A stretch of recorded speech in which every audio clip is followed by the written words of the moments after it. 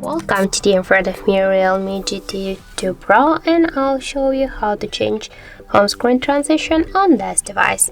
So first we should hold for a while our device screen with our finger, and here you will see the transitions section icon. Click here.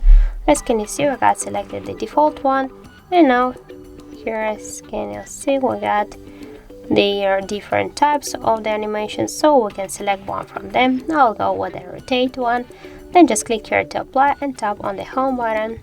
And now as can you see that we just successfully change our home screen animation. And if you want to just go back to the default one, tap here to transitions, switch it to default, click to apply home screen, and as can you see we'll just turn back our default home screen transition. So that's it. Thank you for watching, and if you find this video helpful, don't forget to leave a like, comment and to subscribe our channel.